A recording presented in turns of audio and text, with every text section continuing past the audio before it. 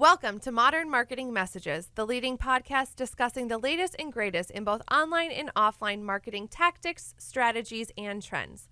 I'm Mariah Kalagi, and today we are diving into the nitty-gritty of analytics. And we are joined by AmericanEagle.com's very own experts, Simon Mandel and Charles Ro. Welcome to the show.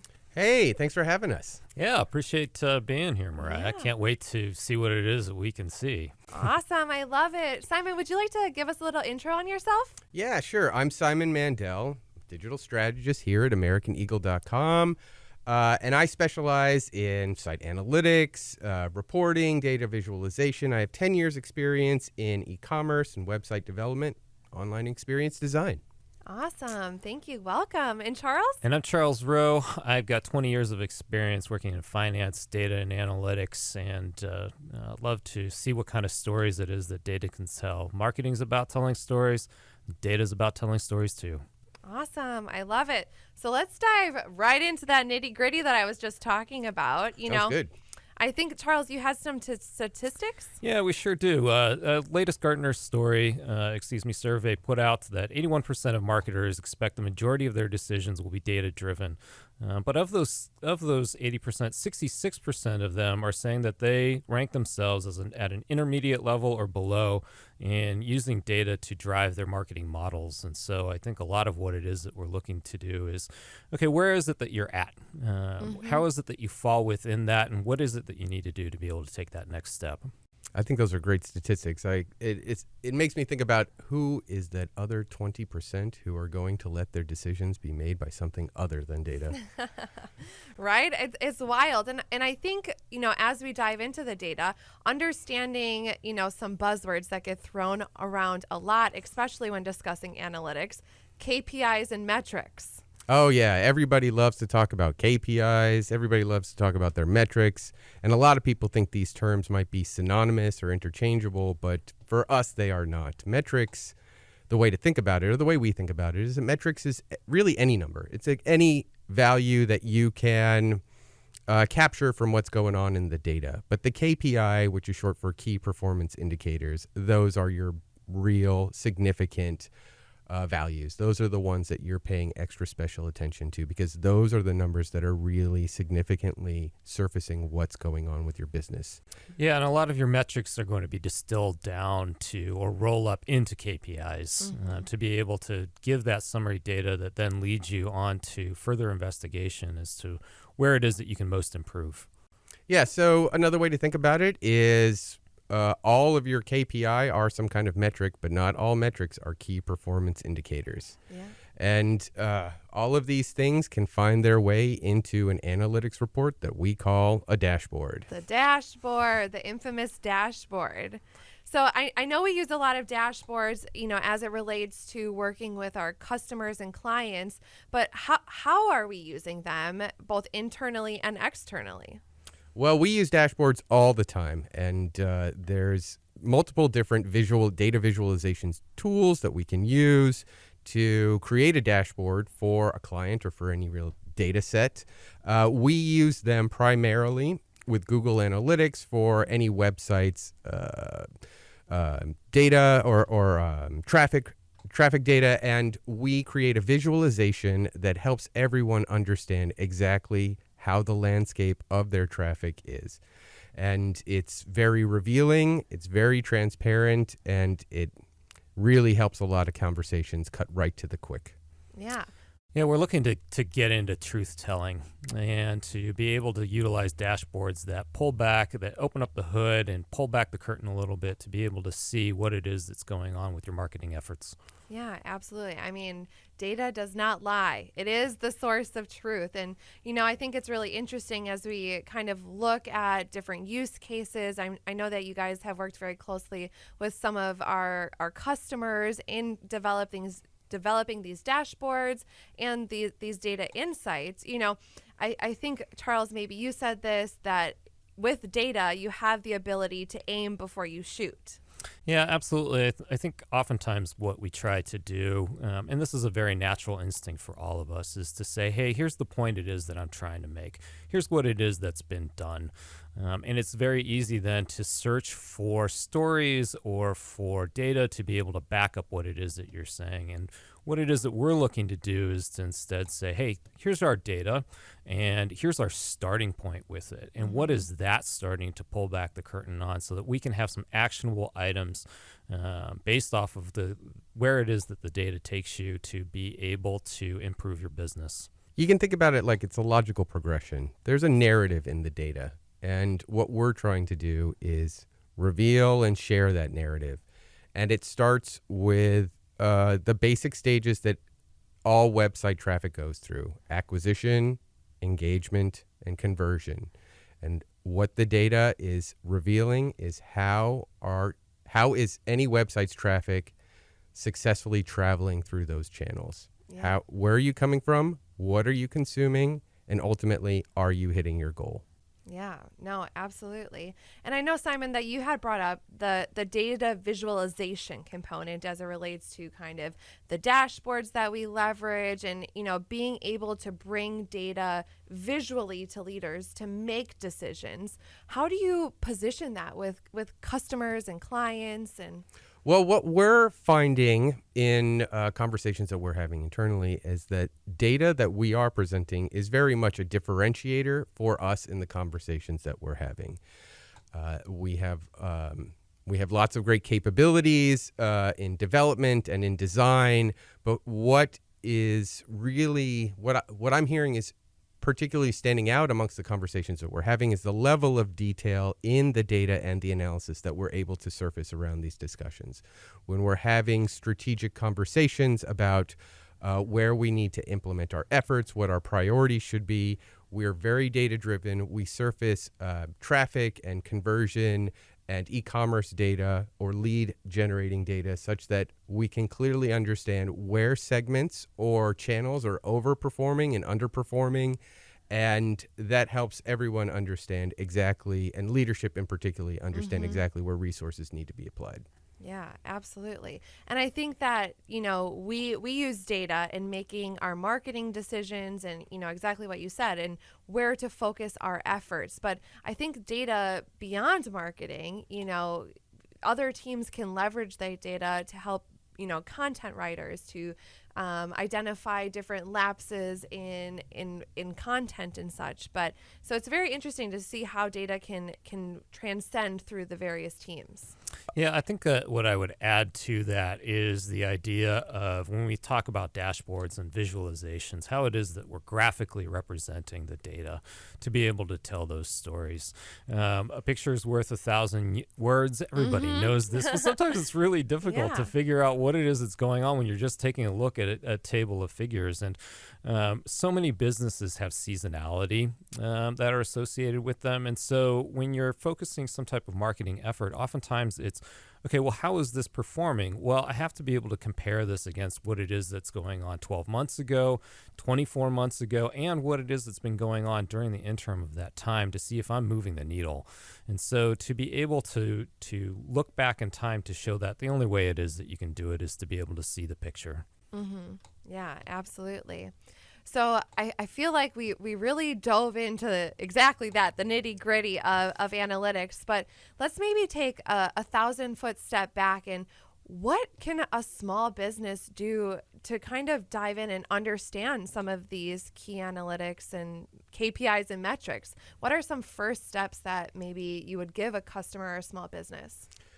I think no matter what the size of your organization, analytics are critically important. And if you're starting out and you're looking to get some orientation, some idea of where you are in the space, and you just need a point of entry, you can start with the basics. And the basics of analytics are your sessions. How many people showed up to your website? That's probably the first and most important number that everyone should know. And with a simple, basic Google Analytics integration, which shouldn't cost anything, that's the perfect place to start. So even if you're a small business, if you have a website, you should connect Google Analytics and begin to understand your traffic. How many people are showing up? And then from there, it's a simple progression into understanding, well, what is it that they saw? What were the pages that they saw? And then from there, your analytics knowledge will just grow, because everything that you learn, at least from my perspective, everything that I learn introduces at least one other new question. If this is the case in the data, how did it get to be that way? What's the story that you can tell? And sessions and how many people showed up to the website is the first place to start. Yeah. Yeah, I mean, as Simon was saying, everyone has that same starting point. So I guess the next further question is, where is it that you're at in that maturity model? Do you feel really good about what it is that you're seeing from your data? Do you not? And then another question is, the worst thing for any business is not knowing what they don't know. It's those hidden spots. Yeah. And so can we take those things and peel back the onion a little bit to find some soft spots or some strengths that you've got with what it is that you're doing with your marketing efforts? Yeah, no, absolutely. And I think an interesting statistic from Gartner is 69% of marketers say marketing analytics team is viewed very favorably. So I think that just kind of goes to show that if, as a marketer, you need to be so intertwined with that analytics team. It's a great time to be doing it. Absolutely, absolutely. So, we kind of hit on how businesses can start out, and you touched on, Charles, your analytics maturity in that model. So how do you guide customers through this kind of journey? That's one of the things that our digital strategists are doing when they first kick off any kind of engagement with a client. It's for Simon and I to be able to create some dashboards that hit on a lot of the things that he's talking about. What is your website performance? How is it that it's doing? And to then be able to attach those things to the things it is that our digital strategists can do to be able to improve you. How is it that we can find some low-hanging fruits as far as saying, yeah, we're not doing so well in this area. We just don't have enough sessions. We don't have enough visibility as far as when somebody does a Google search on us, something along those lines, to then allow for those marketing teams to do some search engine optimization as far as just getting in there. And that's, of course, just one low-hanging fruit example that we have there. Yeah, and jumping on what you referenced around maturity of your analytics. So here's a quick litmus test that anyone can take for their own analytics set. Do you have in your analytics, are you set up for conversion tracking? If you're selling something on your website, is e-commerce set up such that you're collecting that data around transactions and revenue? Maybe you're not involved in e-commerce, and instead you are trying to collect leads. Do you have a form on your website such that every single time that is completed, that triggers an event in your analytics, aka goal reporting? Do you have goal reporting set up on your site? Yes or no? And then lastly, I would ask for anyone who's managing an analytics portfolio, do you have any event triggers that are firing on your website for anything that users might be doing? That might be watching a video, or that might be interacting with some component, but I'm sure on every website there's a significant event that people want to track that helps them understand, are our users engaged, or are we missing the mark? So right there, those are three things. Are you set up for conversion tracking? Do you have goal reporting on your website? Are you tracking events? If you can answer no to any of these questions, then there's still some growth and maturity that you can get out of your analytics. Yeah, absolutely. And I feel like, kind of that maturity and moving forward as organizations are becoming more and more data driven, and rightfully so, every decision that can be made around data should be. What do you guys foresee the future holding for analytics and decision making through data? It's a good one, right? It is a good one. Did I stump you?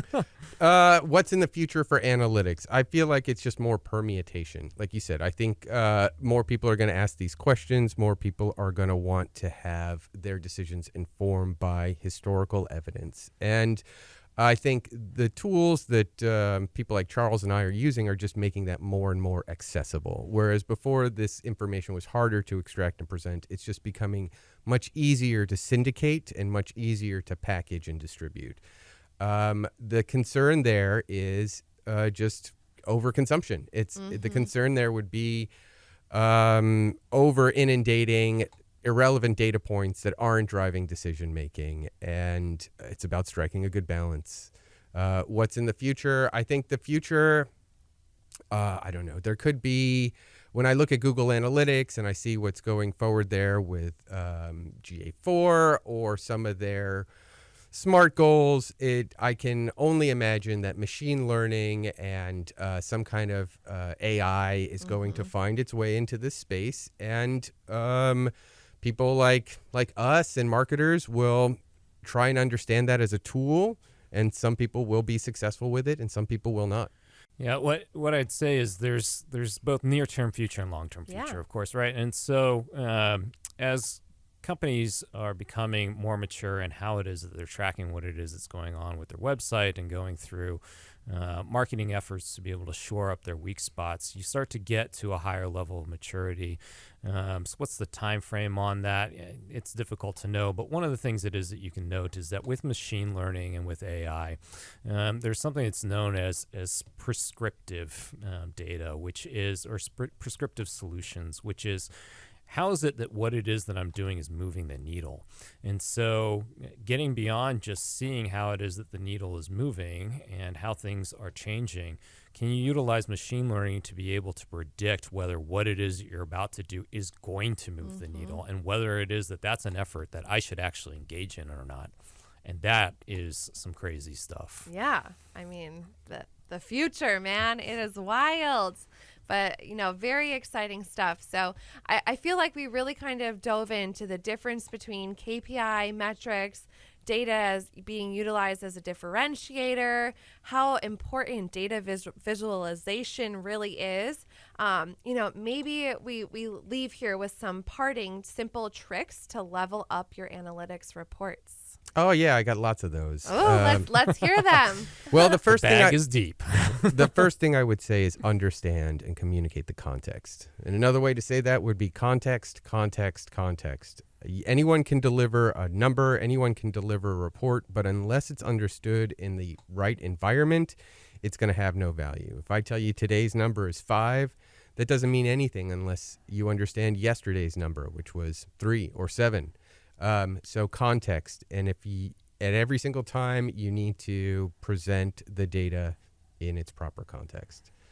And then outside of that, I think it's some of the things that we've touched on, like understand the KPI, really understand what are the important numbers. Don't inundate with just any data. There's specific decision-making data that people are looking to consume, or that when you present, people will find value.